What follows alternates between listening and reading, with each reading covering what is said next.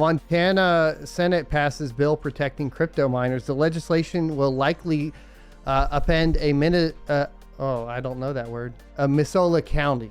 Is that how I say that? Is that the right county? Missoula. All right. Zoning law that was one of the first in the U.S. to target the mining industry.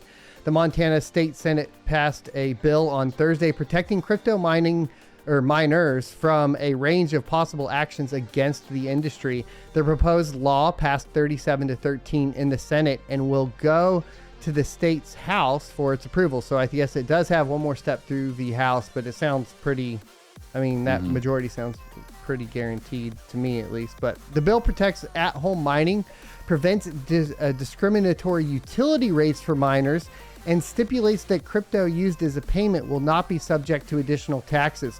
All of these things are absolutely monumental. I mean, if we're talking, I think the biggest one here really is the discriminatory rates against miners, as we saw like in Washington state, for example, where you're seeing, and we're going to talk about this more too, is a big reason for GPU miners to redefine their workloads to high-powered computing is purely due to the fact that it falls into different electricity rates in some states and some jurisdictions, like it does in Washington state. So protecting miners from that in particular here is fantastic. I think. I think they get it, and there's a good chance that some of them may have been miners, right? So the amount of interaction I've had over the years is surprising to me, of like how many people in different walks of life, different positions, jobs, they got lost on the internet one day and saw one of our videos and was like, I could try that. I have a computer and a graphics card. And I always tell people this is the biggest reason why GPU mining will never, ever, ever die completely, is there will always be networks there that, one, support them. Two, it's like the easiest gateway into understanding on how the security model works as an individual participant. Right. And so, I think it's a gateway into understanding how assets work. Actually revenue generating assets at a level that the common person can afford, which is correct. So important. You can start and just how to interact with the ecosystem without having to go to an exchange and buy. Right. I'm like somebody, I get a lot of people like, oh, GPU mining is dead. I see some of the people in the chat saying GPU mining is dead. It's like, well, if you're in it just purely for trying to harvest profit, and not a participant in the ecosystem that you can maybe leverage some of that with, and understand the other elements. I mean, I see, Dan Keller in here from Flux. I mean, just what they're building and having, decentralized, compute and storage and being able to actually host things on, the other parts of that infrastructure and be part of it from a mining standpoint. There's folks that I've helped set up just small rigs because they've bought some Flux and they wanted to learn on how to deploy, into that ecosystem, spinning up a VM. And they're like, well, hell, I'll just pay my rental rate for that network by having these two GPUs run, right? Well, now you have a participant, and they didn't have to go through a whole bunch of stuff to try to buy that coin. They can just earn it, right? They're providing structure for the network when it comes to a security standpoint, and they're earning the yield that they're deploying in the ecosystem.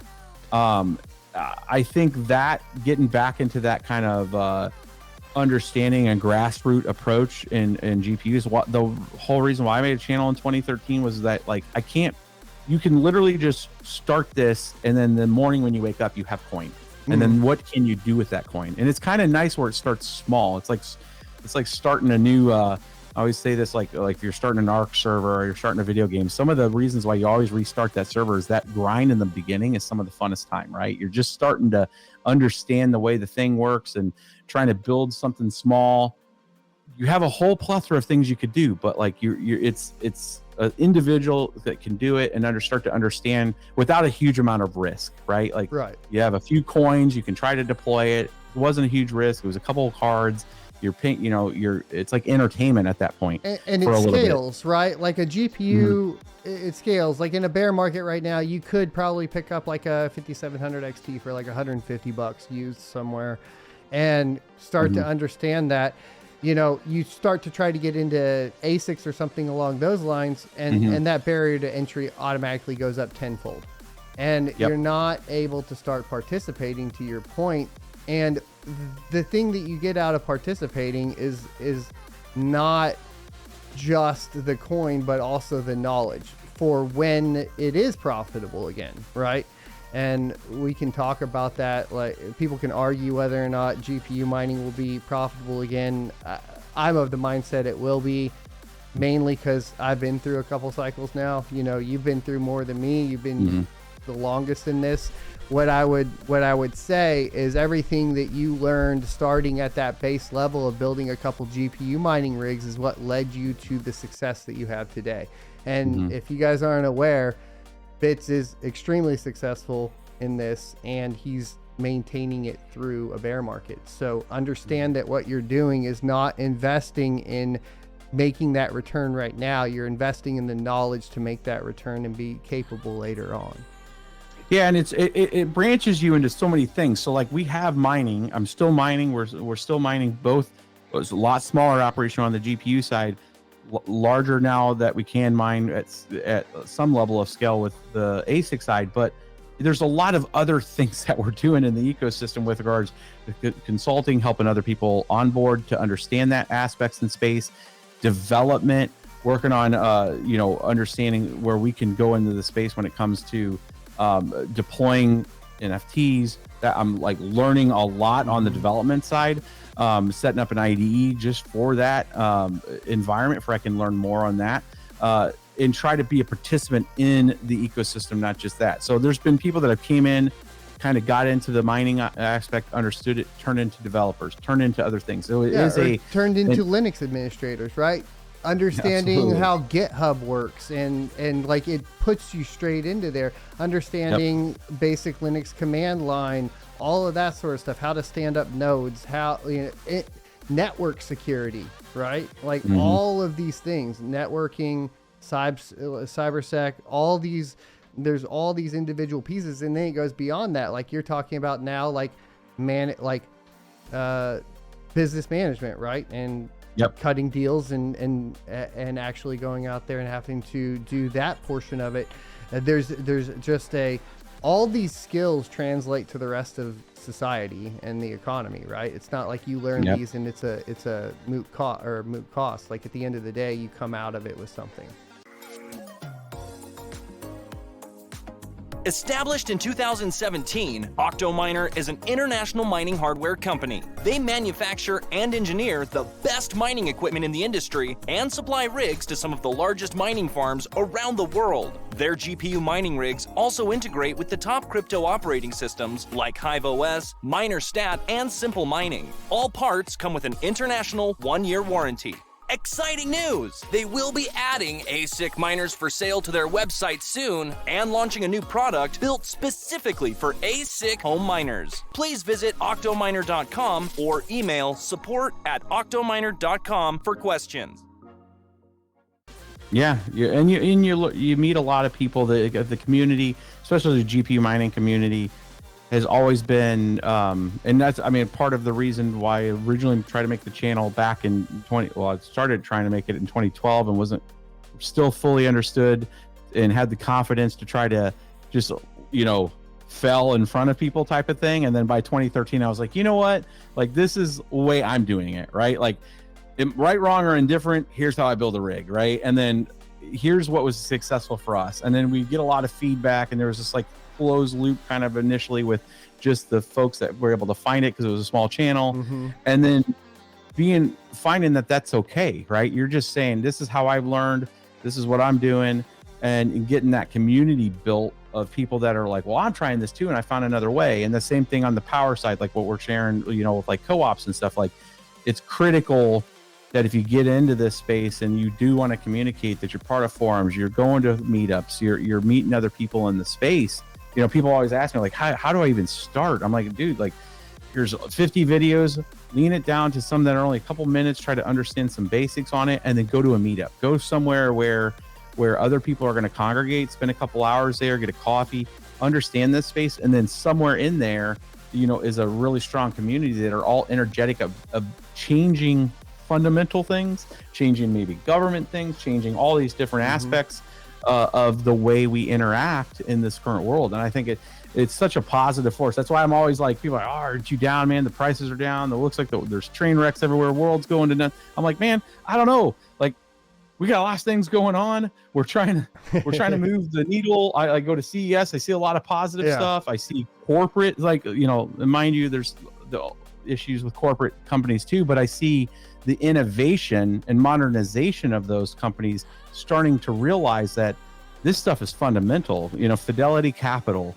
Coinbase coming out with the layer 2 stuff, right? People are investing money and time on building on this ecosystem, some of which we can partake on the security side, just running code on a piece of machinery, which is insane. I mean, and then we get the token. It's exciting for me even talking about it now, just like with everybody, because I haven't talked to everybody in a while, but like that stuff's the exciting part. And I get it that there's a lot of pressures. I get it that some people go way deep. I mean, there's a lot of people out there that are entrepreneurs that go 0 to 100 real quick and just start swinging the card and like buying and taking the drive up of like the market going up, and then they're just buying at bad times. And those are kind of what I say to those folks. It's a lesson learned, and you just kind of back it down some, understand what the next cycle can be, find out something. Everybody's going to do that their first cycle. Everybody, I did that on my first cycle, and I was like, oh, depressed. Doing it. Pause. Son of Tech's buying some stuff. I saw BBT out here. I'm buying, bro. So. We're sharing in that. We're showing our enthusiasm and building and trying to show people kind of the latest, right? I mean, that's kind of what we do from like content creation side is, what's this new thing do? And how does it work with this particular coin or this particular coin? So we're doing it from more of a observe and report, like of trying to, not trying to, I'm trying to like get people to understand the participation piece, because maybe they fractal into all kinds of different things, right? Which help build the ecosystem. It's not always just about mining. It's not for everybody. Maybe your power rate's just not there. You do it small, understand, scale, and then figure out where you can make a contribution. Maybe it is on layer 2. Maybe it is making NFTs. Maybe you're creative, but understand that ecosystem is there for you. And somewhere in that ecosystem will meet up with you. Like, it'll make sense for some folks, but well, and to your point earlier, like I just finished listening to the audio book. It was the Almanac of Naval, and one of the things he says in there is like, I just completely ignore politics in any world events. I am focused on what I'm doing, and that is all. Like, I'm moving towards that goal.